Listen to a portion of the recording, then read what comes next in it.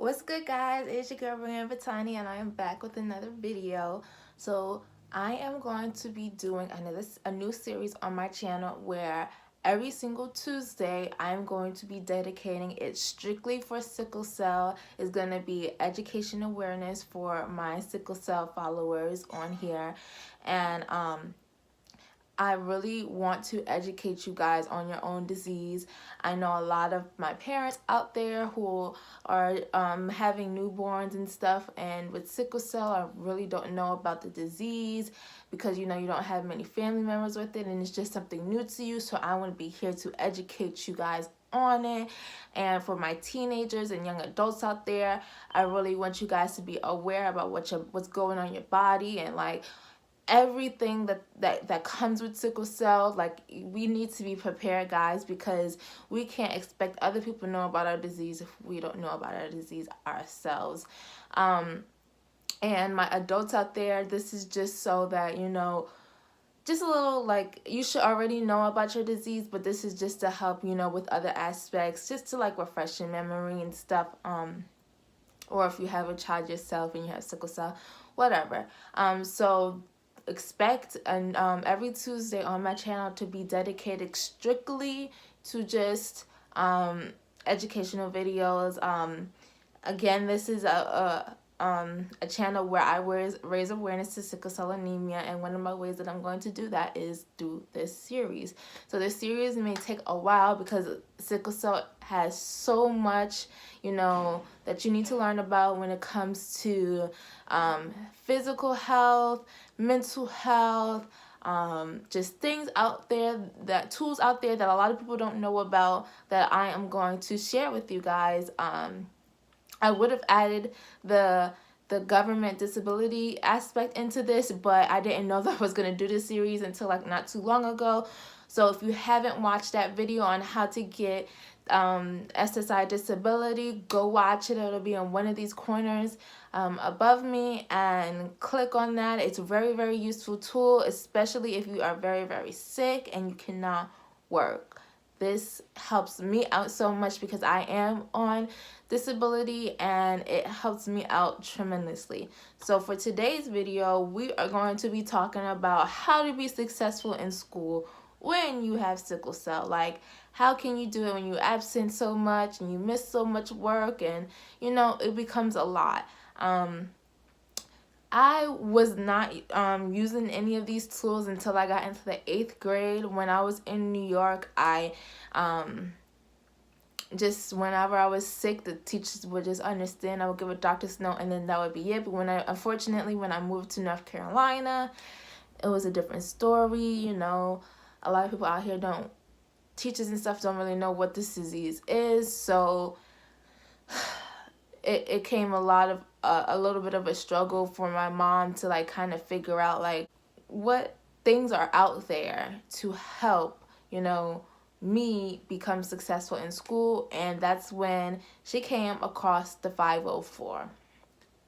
Now, 504 is just a blueprint for how the school will provide support for a student that has a disability. So pretty much it just lays out what that student needs. If the student needs extended time, I was on a 504 when I was in middle school. I moved to North Carolina in the middle of my 8th grade year. So at the beginning I was in New York, and in the middle I was here in North Carolina.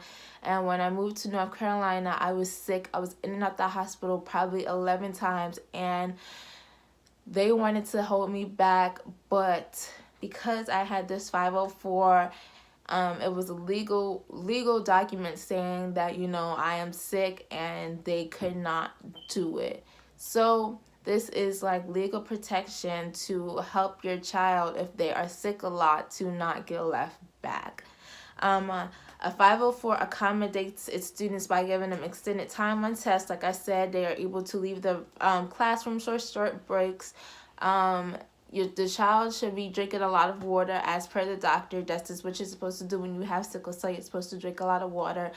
And with water comes a lot of bathroom breaks. So a lot of teachers don't allow that because they feel like, it's disrupting the classroom. But the 504 gives that child legal protection that if they need to go to the bathroom, they could go to the bathroom. Or if the child is not feeling well and they need to go to the nurse, they're allowed to go to the nurse. So this stuff is really good, guys, and I would highly recommend getting a pen and paper and writing this stuff down, because if you have a child in grade school right now, this is only for grade school, guys. I'm gonna get to college in a little bit, but this right here is only for grade school. So if you have a child in grade school, I would highly recommend this for your child. Even if they don't need it, it's better to have and don't need than to need and don't have, because you don't know. This disease is very unexpected and it will creep up on you at the wrong time, and you just never know. So it's always good to have a safety net for your child, just in case, pretty much. So a 504 does not change what a child learns, it just changes how they learn it. Just pretty much the curriculum will not change, but if the child, like I said before, needs extra time, that's just it. The teacher may utilize different tools to help the child learn something better. If it takes them a while to learn a certain subject, then hey, the teacher needs to know this ahead of time so she can conduct her lesson plan specifically around, that child, and that child could get the care that they need. Some students may need to be tested to see what accommodations they need for the child. Like, not every child may need extended time. I would highly recommend extended time, just in case, your child may be in a crisis and they need to take their pain medicine, and narcotics does slow the brain down a little bit. So if they're taking a test and say they just took their medicine probably 2 hours prior to taking the test, yes, their focusing may not be on point, so it may take them instead of taking them 5 minutes to solve a problem, it may take them 10. But if they have that extra time, then they'll be good, they'll be secured. So you don't always have to use the extra time. Say if the test was an hour, some extra time is they only allow you extra 50 minutes. I mean, not 50 minutes, 30 minutes. But if the child doesn't use the extra 30 minutes, it doesn't matter. It's just there, again, like a safety net. And to get the 504, a request must be done in handwriting, and the school will see if the child qualifies. But don't worry, if you have sickle cell, you will qualify automatically. You just need to get a doctor's note saying, that my patient has sickle cell anemia, and sickle cell anemia is this, and sickle cell anemia causes this, and while having sickle cell anemia and taking medications, it can cause this. So when you have a handwritten note from, not really a handwritten note, but just a note from the doctor saying, what sickle cell anemia is, it's just a backup telling the teachers and just pretty much telling the teachers, what's going on, so the child is protected. Now, that's one of the 504 is just one of the ways the child could be protected. Next is the IEP, which stands for Individualized Education Program. Now, this is what I had in high school, and this helped me out a lot. Okay, I had the 504 and I had the IEP. Yes, you can get them both together. It's just a lot of work, but it can be done. An IEP is more than just a legal document. It is the map that lays out the program of special education instruction. So pretty much what that means is it's just in a curriculum based just for your child. So the child will still be learning the same things as the other students. It's not really, it is kind of singling out, but not all the way. So pretty much what an IEP is if the child needs help with extra things, or say the child ends up in the hospital, the teacher is just going to have a curriculum specifically just for that child. But it's not so much different that they're learning two different things. It's not like that. So if they're on chapter 1 and they're learning about decimals, then your child will be learning about decimals too. It's just your child won't be learning it the same way that the other students will be learning it. It's still the same thing, but it's taught differently. And IEPs are only given to kids in public schools. I don't know about private schools. I'm pretty sure private schools have their own thing going on, but this is just for public schools. An IEP versus a 504. An IEP, you have to get tested. An IEP, you have to go through very long testing just to see if this is what your child needs. An IEP is, because it's so individualized, the teachers and the staff need to know how to accommodate that child. It goes further in just bathroom breaks and extended time. And IEP is very in-depth. They have to do, computer testing, they have to go through those tests where they need to see where you at. So your child has to take one of those tests. It's a very, very, very in-depth process because they need to have it specifically just for that child. So it is going to take a while, at least a few days for, the teachers and staff to know what that child needs and how that child have a successful high school career. But it is worth it in the end. IEPs are a lot, but if your child is not in and out the hospital like that, I would highly just recommend the 504 instead of the IEP. But if your child is, one to get sick a lot, I would just hold on to the IEP just because it's just a safety net. It's really good. I mean, you don't have to always utilize everything, but it's just better to have and don't need than to need and don't have.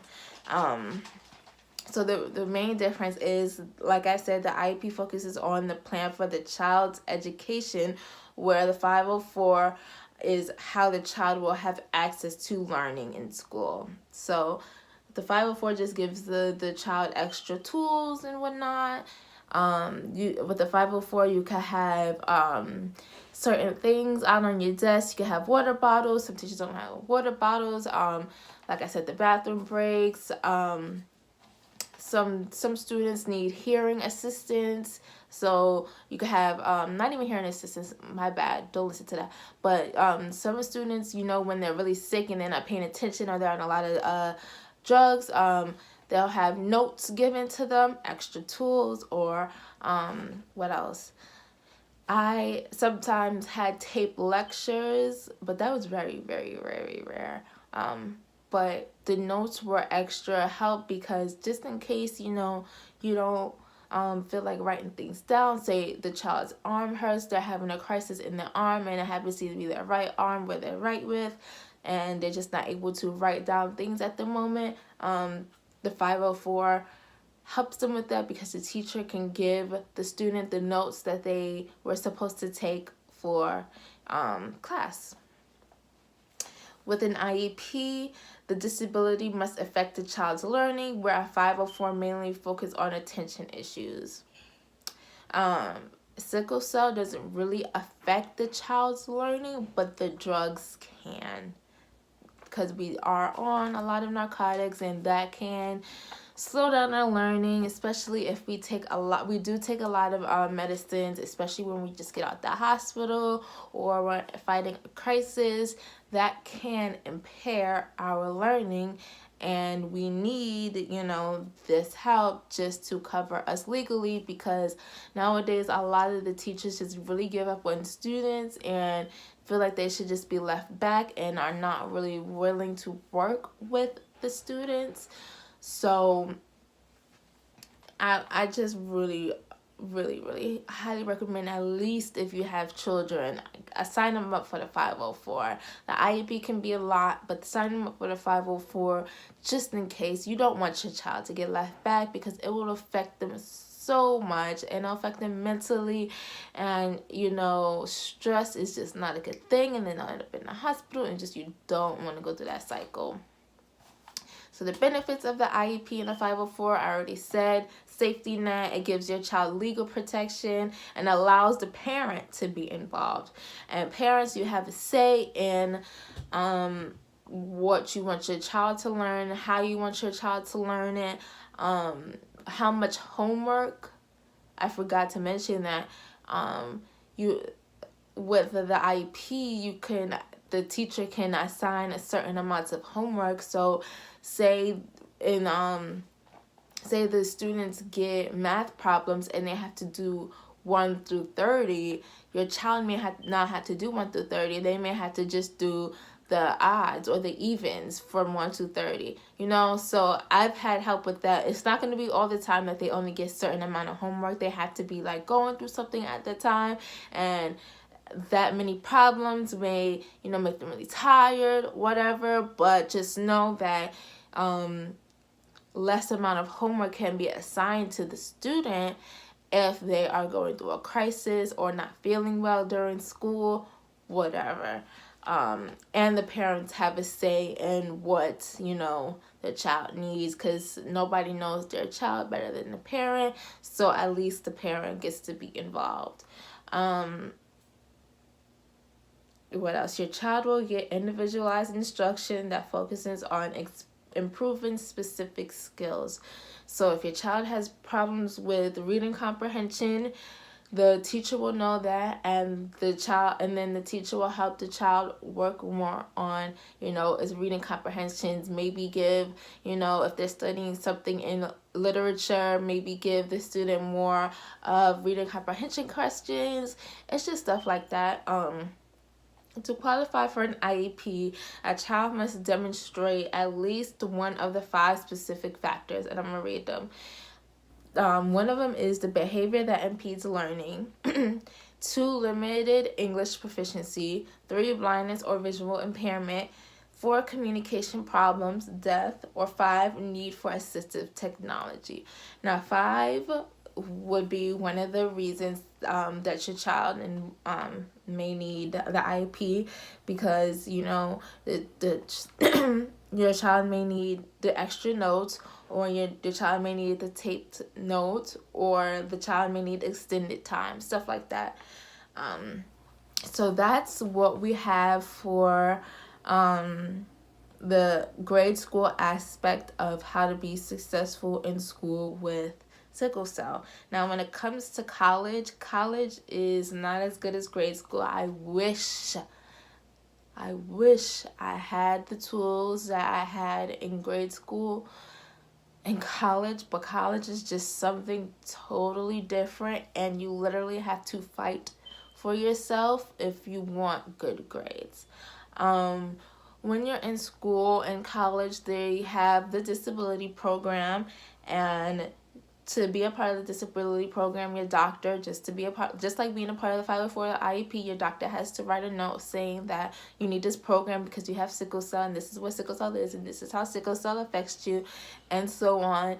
And the school will then accept you, and then you have to pretty much they give you a list of what accommodations they have, and the accommodations they have are pretty much assistive technology, extended time. They have testing outside of the classroom, because sometimes testing in the classroom could be a distraction when people are working really fast and you're not working as fast and you feel like you need to hurry up. So they give you a peaceful environment. They have other accommodations where you can use it. Some teachers don't let you use laptops at all. So they have things like that. But when it comes to attendance is something that we need to work on, because even though you could give, an absence note, and your doctor from the hospital can give you a detailed description of what went on while you were in the hospital, it's still up to the teacher to decide if it's going to be an excused absence or not, and that is just absolutely ridiculous, guys. I've been through this. I've gotten my last semester in college, I got 3 A's and 1 B, and that B was because I missed a lot of class time, and the teacher was just not for it. She felt like, it just didn't make sense to her how I was sick so often, no matter how much doctor's notes I wrote. It just did not make sense to her. So unfortunately, when absence counts as a grade, there's nothing you can do, but I'm going to fight for that to change, because it's just absolutely ridiculous. It should not be in the teacher's hands at all for them to decide on if they want to count absence as excused or not, especially when it is legally excused. So that is all that I have for you. College is a little bit more difficult. If you have any questions on anything that I've talked about in this video, please leave a comment down below. Let me know. I am willing to help you guys. Even if you have specific questions about a college in your area, I will definitely love to help you. I'm all about helping my sicklers out. If you like videos like this, don't forget to like, comment, and subscribe, and let me know what other videos you'd like to see from me, Brittany. And with that, I'll see you next time.